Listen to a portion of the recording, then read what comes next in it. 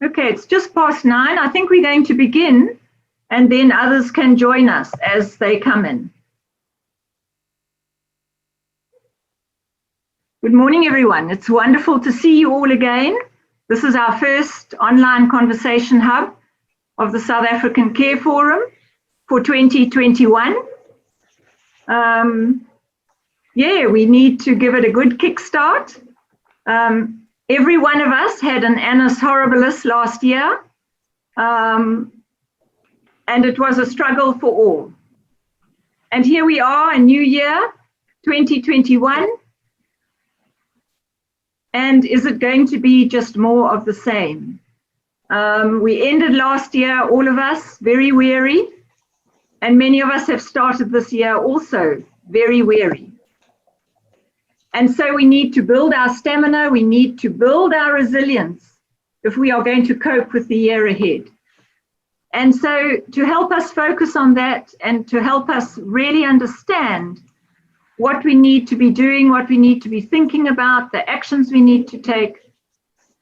Our guest speaker today is Geof Marsland, a dear friend from Australia. We welcome you, Geof. Geof is a senior psychologist with Minds Matter Psychologists in Australia. He has done over the years a lot of work with international sportsmen and women in helping them build their resilience. And so he really is the guy to introduce the topic for us and to help us get a deeper understanding. So Geof, we welcome you from Adelaide, and we are glad that you are here. And over to you. Thank you. And I guess it's probably best to say g'day from down under. Yeah, g'day, yes.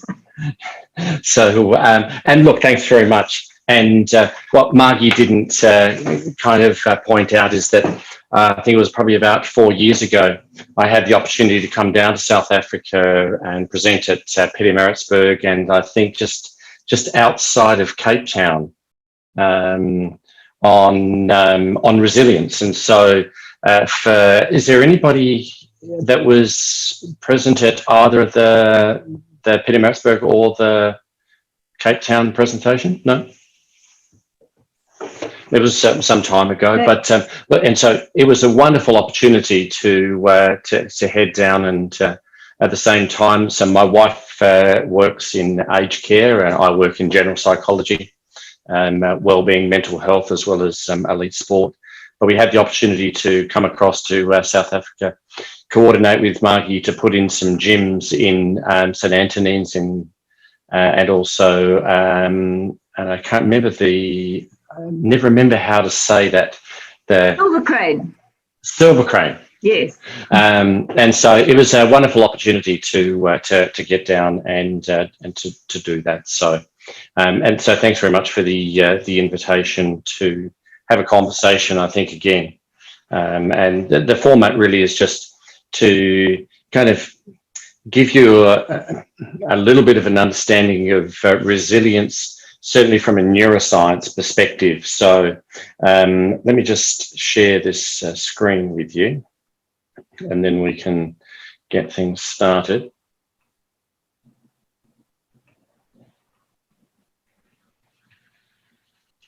So Margie, we've got that on screen. I can't see except for my of course. Yes.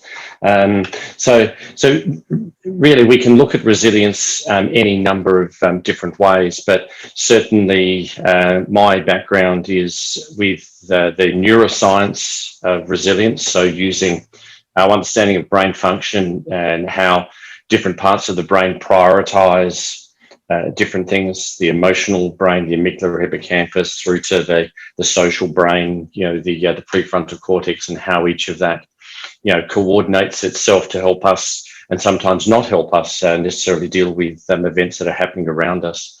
We don't have a lot of time today to really go into the neuroscience, so really it's really just using the neuroscience as the backdrop for having a look at what are some of the things that we can be doing. So I don't want to make it a really theoretical kind of conversation. I much want it to be a way of giving you some tools and some ideas around how you can approach 2021. One of the things that last year, so it would have been around about this time, perhaps a little bit later, I think it was about a month later here in Australia, the middle of March, when we were shut down. And I remember, as the changes occurred, kind of having a look at what are some of the things that we notice with isolation. So I did a bit of a lit search and had a look at isolation of Navy personnel on submarines, astronauts, and then also people who had lived for long periods of time down in Antarctica. And what was really obvious is that there was going to be phases that we were going through, and it's pretty much exactly panned out that way, with that first stage being one of confusion, chaos, a sense of not being in control of anything, and a real sense of stress and anxiety, through to moving through where, and certainly in Australia, and I'm sure it was the same in South Africa and other countries, is that what we did notice is that after things began to settle, the stress levels remained high, and I still think remain quite high now. But what we did notice is that people settled into the idea of working from home, and lots of people were putting up on Facebook and other social platforms how they were making cakes and all of those kinds of things.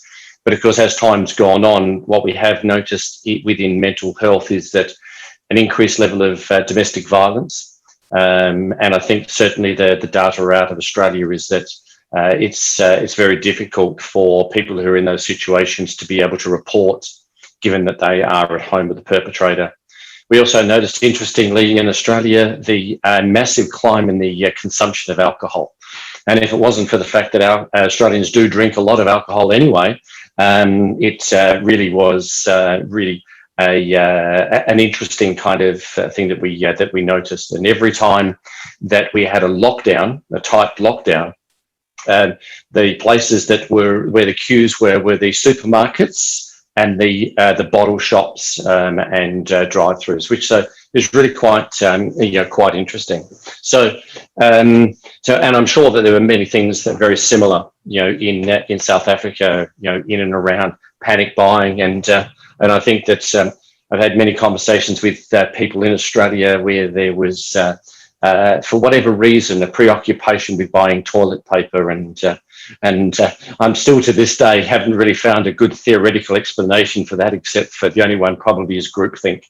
As a way of kind of explaining that. So what was interesting then, and I'm sure it was the same, and in some respects probably continues for you all in South Africa, is the impact, the negative impact that the social isolation, working from home, and that's to completely ignore in my conversation, because I'm not the subject matter expert on the health implications that, of course, come with COVID-19.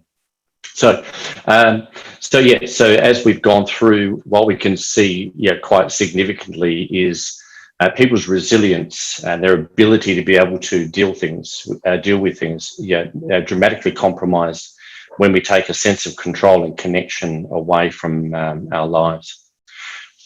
What I want everyone just to do is just do a quick resilience spot check. And so just think about the last 2 weeks and how much you agree with the statements, and the two statements, I struggle to stay motivated, and I believe in my ability to achieve my goals, are two simple statements that you can check against yourself. One, I struggle to stay motivated, very much like me, or it's not like me. And believing in my ability to achieve my goals. 5, it's very much like me, or 1, not like me. Just take a moment to give some thought to how might that apply to you. And there's no normal range. I think that what we can see is that the closer we are to 10, the more that we've been able to maintain a level of resilience in a time which has been extraordinarily difficult to even get the basics done with that shopping, getting to work. So I think that's just an interesting little thing for us just to have a bit of a look at. Where are we personally and individually? And I think, Mark and I were talking a little bit earlier, is that we could certainly take our conversation in a variety of different directions, and there's going to be different things from a work point of view that would be different from a personal point of view. So what we will do is just kind of talk more from a workplace perspective. But of course, everything that we talk about today has absolute, relationship to our personal lives and other areas of our life as well.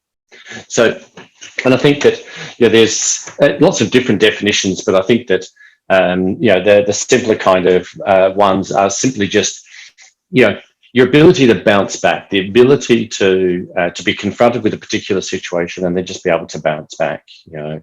Whether that's the COVID situation, relationships, a health issue, any of those kinds of things, but just that ability to be able to deal with the stresses associated with work and the significant changes that have occurred over the last 12, 14 months, how home life and relationships have certainly changed. And it is just our ability to be able to manage and kind of deal with those as well. When I was in South Africa, of course, I pointed out that South Africa certainly led the way around the resilience research. The late Professor Peter Rousseau was the original researcher around the what's called the predictive six factor, or the PR6 as it's referred to in short. So it was some of the very early research that was done. And so I'm trained by Peter, and so of course I have a little bit of a bias towards using the neuroscience, and there's other ways, and I'll briefly talk about those shortly. So, but what we kind of see is, resilience is how people actually achieve well-being, and probably the next slide is probably even a better one.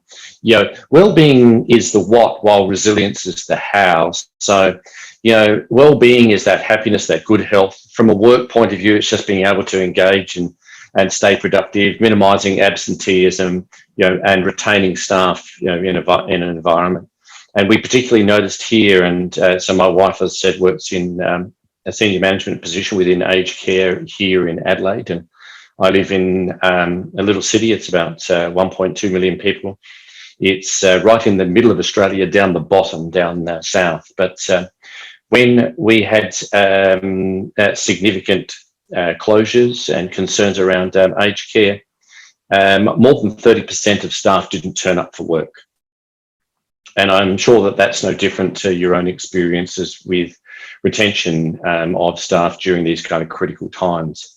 But being able to be resilient, and how we kind of go about that is, very much around having a sense of purpose, being connected with your values, being able to manage your emotions and your health, and certainly using the support network.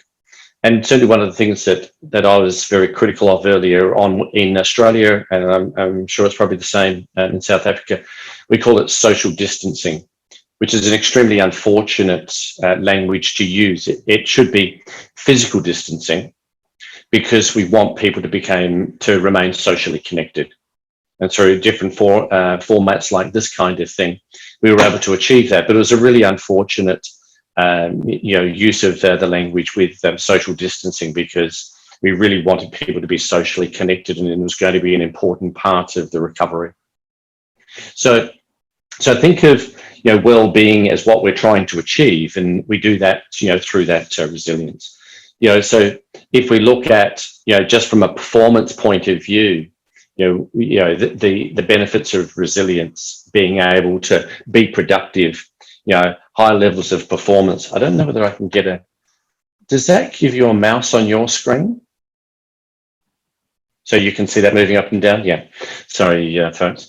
So a high level of performance with low levels of stress. So, and I think that's, it goes to even peak performance when we look at athletes, is that we know that a moderate level of stress here it gives best performance. So we always want athletes to go into, Commonwealth Games, finals, World Championship, gold medal jumps, those kind of things, having a level of stress. So even in a workplace, we know that if we've got that level of stress, it actually is quite productive. It's when it becomes overloaded that, of course, means that we're going to end up with some compromise there.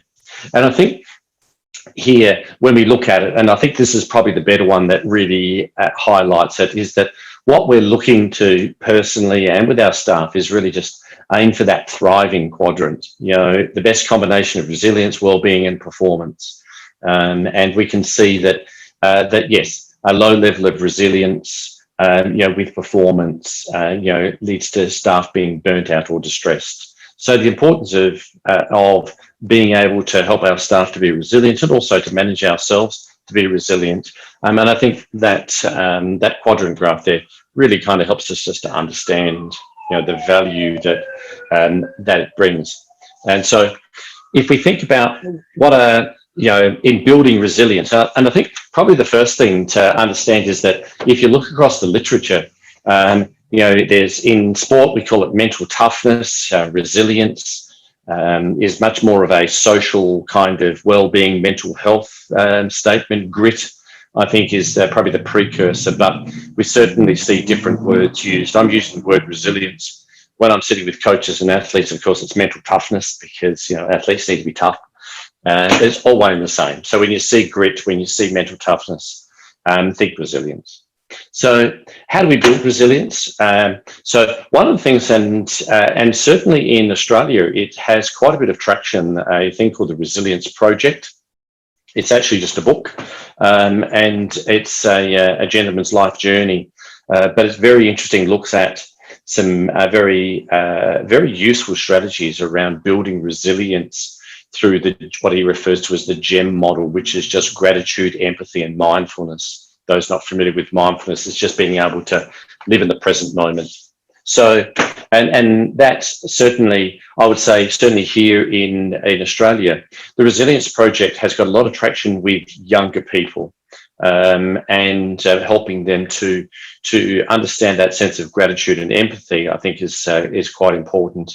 And mindfulness, of course, is a skill on its own, well researched. So if you want to have a good listen, I think there is an audio book on it. There is a book, and certainly for my younger clients, that is one thing that I regularly kind of advocate or encourage them to read. A little bit like helping them to deal with the social stuff. There is a documentary called The Social Dilemma. And that looks at helping people kind of understand the true nature of social media platforms. And I often try to get young people to do both of that. So the Social Dilemma is certainly something that for every single one of you, if you haven't watched it, it definitely will change your view on social media and social platforms. Very powerful, very useful, and I certainly suggest it to the younger athletes that I work with.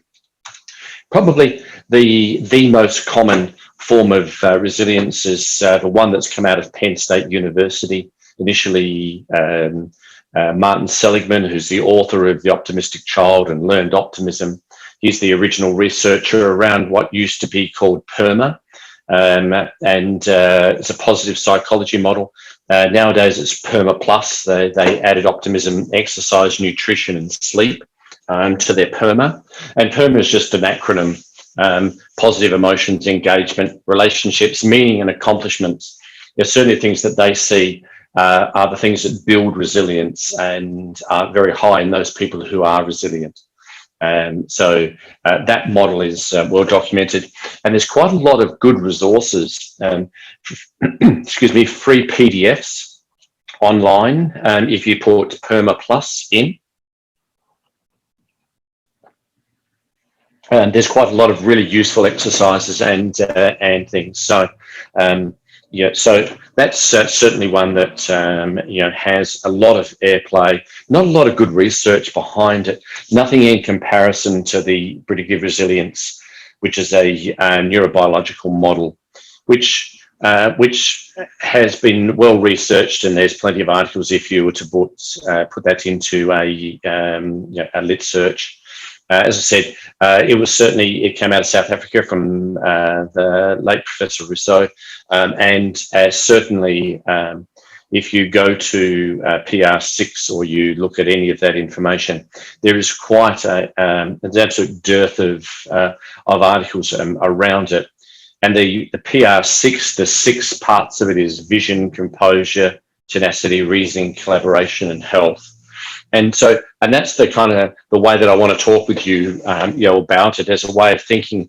How do I build my resilience? And I noticed that R-Force, which is the company, have in fact started this whole idea of resilience champions, and they are people who are well trained in resilience and go into the workplace.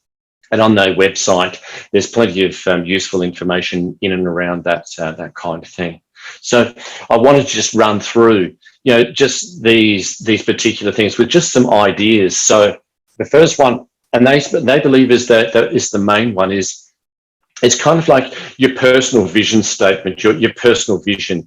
Essentially, long-term resilience, is pretty much predetermined by your capacity to achieve your goals. And so let me just put these up. Oh, that's got it. So really having a sense of why you do what you do. And I think that there's plenty of others that talk about that kind of thing.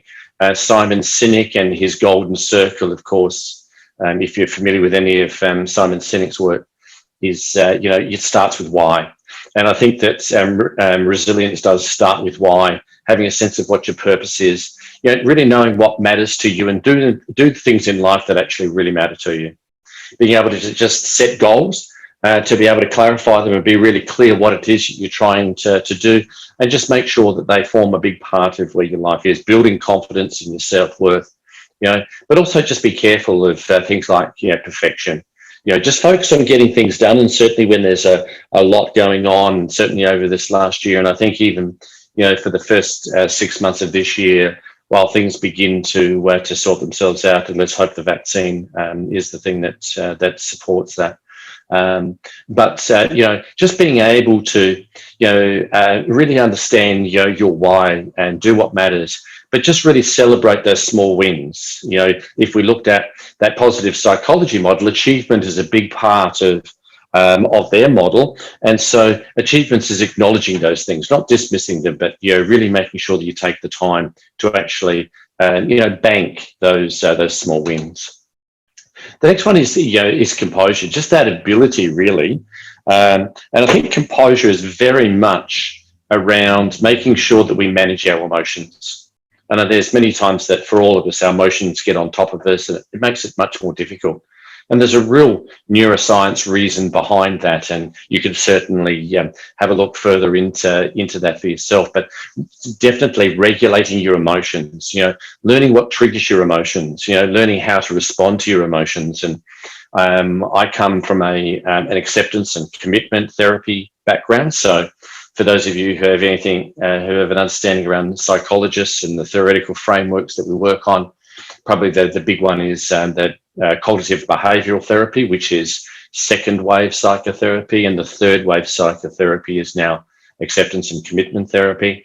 And it's very much around helping people stay composed by accepting and understanding their emotions. And I mean, if we think of any of the emotions, it's not whether you have the emotion, but it's what you do with the emotion, and particularly strong emotions like, guilt, shame, anger, those kinds of things, is about how to manage those and how to respond to them. And certainly being able to have a good understanding. We refer to it, of course, as emotional intelligence, and that won't be anything new to all of you, but just that ability to be able to use that smart brain. The smart brain is just the prefrontal cortex. It's the part of the brain, it's the front part of the brain, where we're able to make, it's our, complex problem solving, reasoning kind of area, and the kind of skills that we want to teach people the composure skills are certainly just being able to breathe, and because you're certainly, I see it in athletes in stressful situations, and we see it in our colleagues as well, and probably ourselves, is that we tend to breathe very shallow or even hold our breath at different times, which is particularly unhelpful from our ability to be able to keep our brain oxygenated, our smart brain kind of in gear. The mindfulness acceptance stuff. But from a composure, if there's one thing that I'd like you all to be able to take away from an understanding of this is, and it's something that I spend a lot of time with athletes and others, is control the controllables. There is so much going on in the world around us that none of us particularly like, but similarly, we don't have any control over it either. So it's that ability to be able to control the parts of our life that we actually have control over, and whether we like or not the other stuff, then being able to accept and manage that stuff is really all that we can do.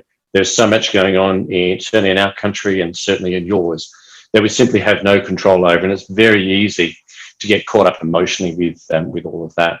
So really just knowing yourself, knowing how you manage your emotions, knowing your signs of stress, and being able to make sure that you're taking time to look after yourself.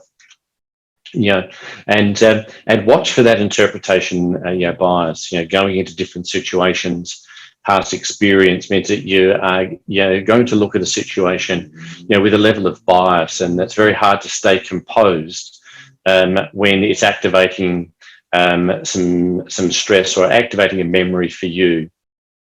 So composure is a really important one, and composure and reasoning pretty much go hand in hand. So if we think about any challenges that we might have in the workplace, we need to stay composed, but we need to be able to critically think and problem solve. But of course, what COVID has certainly forced upon all of us is that ability to change, and that adaptability and adapting to change is a core part of being able to cope, certainly with coronavirus, and certainly a big part of being able to think your way through it. So just a few things here that I think is really important is, when it comes to reasoning, just know what you're good at, and be able to use that, identify where the risks are and the things that might go wrong, so that's pre-planning, kind of thing, and be prepared to learn, listen, take appropriate feedback, and know what to improve as well, and embracing that change. And as I said before, reasoning needs composure so that you stay calm and in control, and composure needs reasoning so that you can act strategically. So the importance of those two things in decision making and in dealing with situations which challenge your resilience. Certainly with the coronavirus, that's certainly the case. But reasoning and composure certainly go hand in hand. And I think that when we think about resilience, then I think what we all think of is about tenacity, bounce back, that ability to be able to be confronted, stay optimistic, and persevere through it. It really is about being able to persevere, head down, bum up, excuse my Australianism there, through difficulty and get back on track, And I think the big driver behind tenacity is just keep trying. Okay, you may not have the answers, but keep trying, keep working, away at it. So, be realistically optimistic, but stay positive, because once you start becoming negative, you're starting to activate a part of the brain which is going to make it increasingly more difficult. It's going to upregulate your emotional center, downregulate that smart brain that's going to help you to make the decisions. So, being realistically optimistic, is certainly something that we try to get people to be when they get confronted with challenging situations. And sometimes you just can't. Sometimes it just becomes so overwhelming. Stress levels are high, you're just simply not able to. Being accountable, looking at past decisions, learn from your mistakes. These are all really important things. But certainly in the workplace, just do the high priority stuff first.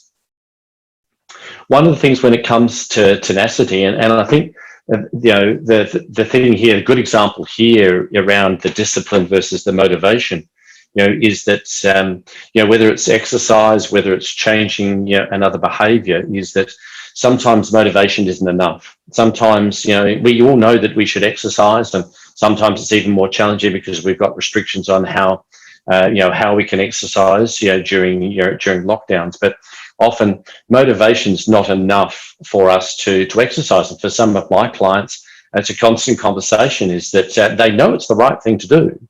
They know that they should be exercising. It's good for their health. They just can't find the motivation. And I think it's in those situations, then we look to discipline. And what I mean by that, I don't mean whipping them with a Nerf bat or anything like that, but disciplining them is that the discipline is that, no, this is what I need to do. I'm sure there's many days that for all of us that we don't actually want to go to work, but we're disciplined, and we value, and we know that we can contribute positively, to the workplace. So when motivation is lacking, turn to discipline, and I think that that's a useful strategy in just being able to persist. And the example there of the exercise, I think it also applies to our workplace as well, and our ability to do some things that we're just really finding it hard to do. Sorry, guys, an ambulance is just screaming past me there. Sorry if there was any background noise. So I said before, one of the things that I was disappointed is in this, in using social distancing as a part of the 1.5 metre and keeping people apart, because social connection, social collaboration is innately part of the greater majority of people. I think only about 2.6% of the population doesn't want to be with other people. So collaboration is really important. Being connected, staying connected, and without a doubt, this has been the most challenging thing that I've had to deal with clients. Is they've got a strong support network, but everything from not being able to visit a dying relative in a hospital, through to not being able to play sport, through to not being able to just connect with others, has been a profound impact on people's overall well-being, mental health, and of course their resilience. So it's an important part. We have a whole prefrontal cortex which is dedicated to our social world, and so it is important that we invest in our relationships, that we be prepared to ask for help and also to help others. It is important to be able to invest in the relationships, and and manage both our relationships with others, and manage both the perception that you have of others as well as yourself. But I think more than anything, just be authentic, just be you. Watch what you say behind other people's back, and just be an authentic version. Be genuine, and I think that those are some of the really important aspects of building just that collaboration.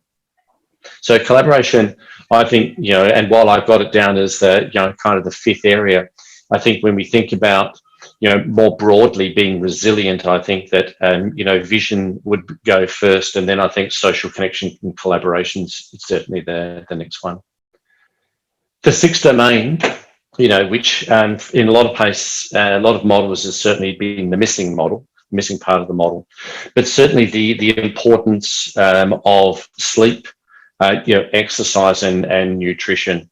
And as I said, more recently, the Penn State positive psychology model of PERMA added the plus to that, because their research was certainly showing that healthy habits do boost resilience. And so, regular exercise, good nutrition, quality sleep, and certainly over the last 12, 14 months for people, that is certainly something that has been very difficult to do, and sometimes we've not been permitted to do it.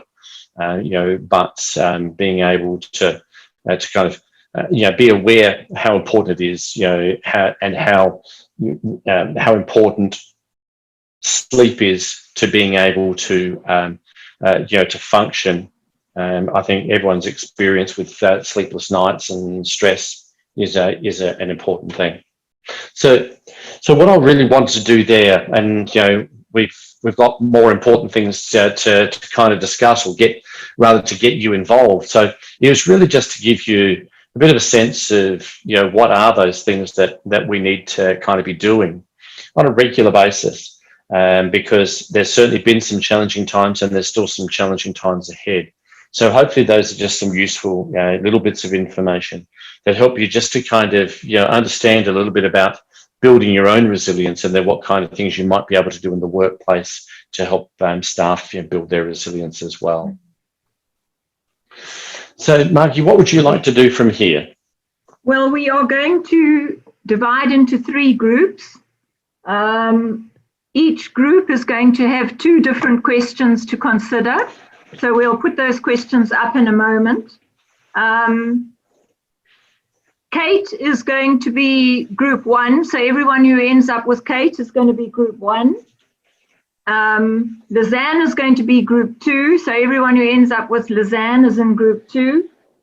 And Joanne is group 3. So everyone who ends up in Joanne's group is group 3. So those 3 will write down the questions as Geof gives them.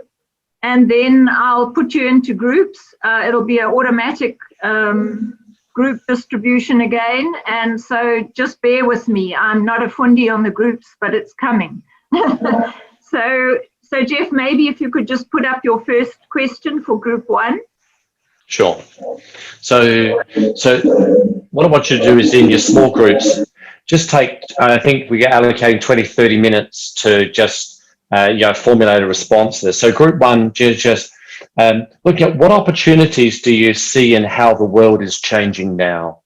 And I think that we've certainly seen people very creatively finding new ways of doing things and starting new businesses. But within your industry, what opportunities are there?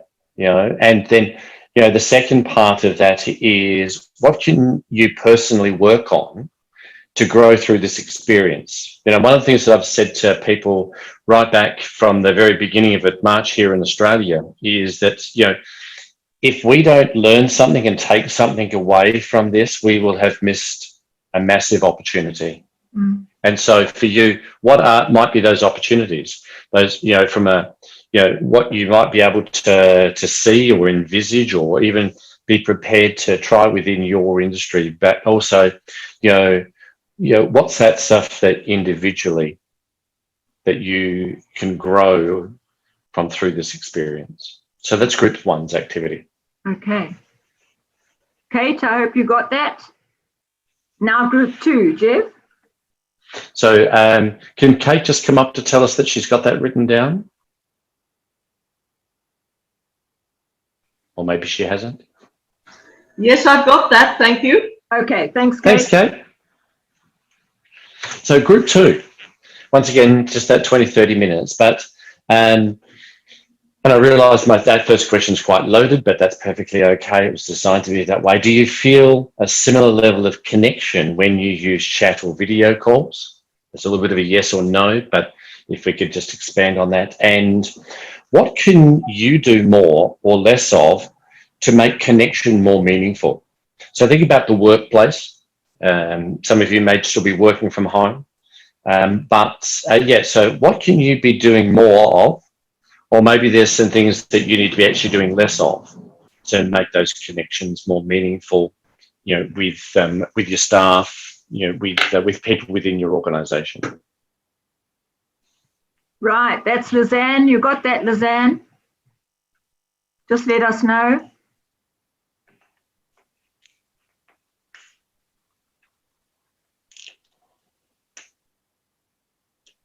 Lizanne, are you there?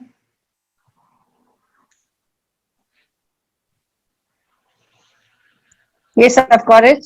Okay, thank you. Thank you. Thank you, Lizanne. Okay, let's go on, Geof, to group 3. So group 3. So and I realised that we could spend several hours talking about what has changed for you due to the pandemic, but looking at what has changed for you within the healthcare sector, within aged care. What has changed due to the pandemic, and what are you or can you do to maintain a sense of control? So I spoke before about, one of the things around composure was really having a sense of control the controllables. So what are you doing, or what can you do to maintain that sense of control? Okay, Joanne, have you got that? Let us know.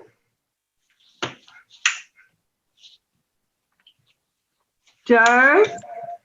Hi, yes, I do have that. Thank you. Okay, right. Okay, now I'm going to get you into groups. So just anyone have a particular comment to make or a question to ask of Geof? Lizanne? Yes, I have an interesting take on this. There was a huge relief when you'd already had the COVID and recovered. And as management, we had a huge relief when people had already recovered from COVID and we knew they had antibodies, because we could then admit people who had recovered from COVID and who needed admitting. And it caused a great decrease in stress. Obviously, it required education of the staff, and also the lockdown for those COVID people to have their relatives see them and go for an outing with a relative also became positive, because, I mean, who's going to worry about getting it again? If you've recovered once, you're going to recover twice. And obviously with COVID number 2, it became a little more nebulous, like, are you now going to get COVID 2 after having had COVID 1? So there was some relief. And we were able to give people some levity and ability to have a life again, despite having been exposed. Yeah, thanks. Anyone else?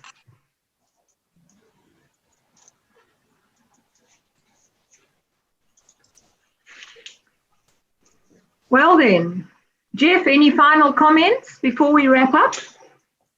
No, look, I think while, yes, I certainly have a bias towards the neuroscience model, certainly encourage you to have a look at things like the Resilience Project, to have a look at the positive psychology framework of PERMA. And as I said, there's plenty of resources for all of them.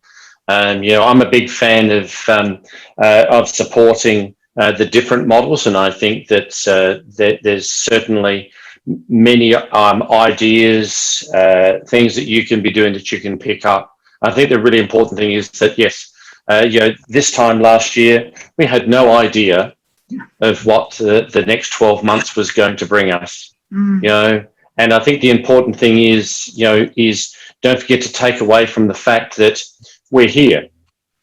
It's been difficult, it's been a struggle, but we're here. And I think if we don't pay attention to that, then we really do miss some really valuable learnings around how is it that we've got ourselves to where we are today. We're still, so much unknown ahead of us, but there must be something in each and every one of you that has helped you to get through this 12-month period. So, take an inventory of that kind of thing, because one of the things that I do with my clients, particularly my athletes, is helping to understand what it is that I'm doing well, because I want you to keep doing it. And I think that's the thing, is that we're very, very quick to, draw attention to the things that we're not doing well. But I think it's equally as important that we take the time, particularly in these circumstances, to kind of go, okay, so what was it that helped me get through this last 12 months? Was it my sport? Was it my, my family? Was it my partner? What was it that helped me kind of get through? Because that's the stuff that I want you to keep doing in 2021. And let's hope that we, if we were to sit here in a year's time, that the world's a different place. We've learnt a lot more, but hopefully our conversation today has just got you thinking a little bit about your own resilience. And what are some of the things that you might be able to do to face 21 with the confidence that comes from 20, from 2020. Thank you so much, Geof. Can we all say thank you to Geof? We rub these pearls of wisdom in our hands. Thank you, Geof, for sharing with us. And you're very welcome. It's been so insightful. And yes, as you say, we need to work our strengths. And we've got this far, and so there's no reason why we can't take 2021 on. Absolutely. With both hands, with our hearts, with our minds. And so thank you. Thank you for being with us today. And thank you, everyone, for coming. It's been lovely to see you all. Please drop me a mail if you can think of topics that you want covered in our next conversation hubs. Use this platform for connecting with your colleagues around the country. It's been great to see you. Thank you for your support, and yeah, stay connected. Stay connected. So go well and build on your resilience in the days that follow. Thank you all for coming. Goodbye.